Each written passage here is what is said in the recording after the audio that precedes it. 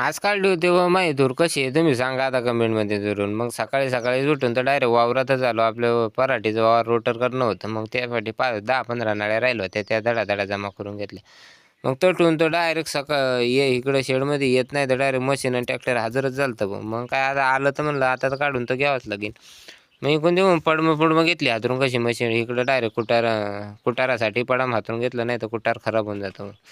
मग त्यासाठी कुटार guitar machine झाली ती मस्तपैकी चालून ही अशी आपली तूर निघली. बा कशी आहे तुम्ही सांगा बघू. मस्तपैकी निवांत टालीमध्ये बसेल होतो तर चाय नाही म्हणजे मी पाणी पिऊन येतो. काय असा गेला तर तिकडेच गेला अर्धा घंटा झाट यायला.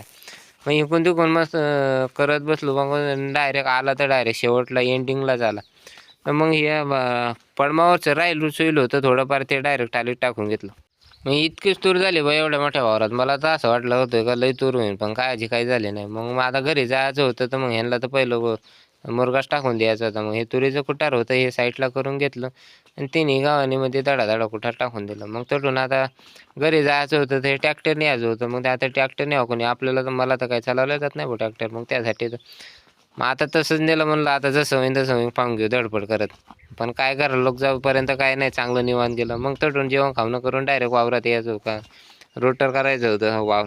मी येऊपर्यंत तर पूर्ण रोटर झालं तर मग हे थोडंसं दुऱ्याचे अंगून राहिलं होतं. मग या नळ्या इकडे दुऱ्याचे अंग लोटून घेतले. मग आता म्हणलं ह्याच्या मी लोटीला तर त्याच्यातून तू रोटर करून घे. मग तिकून त्याने मस्त पैकी दोन्ही साईडने रोटर करून घेतलं.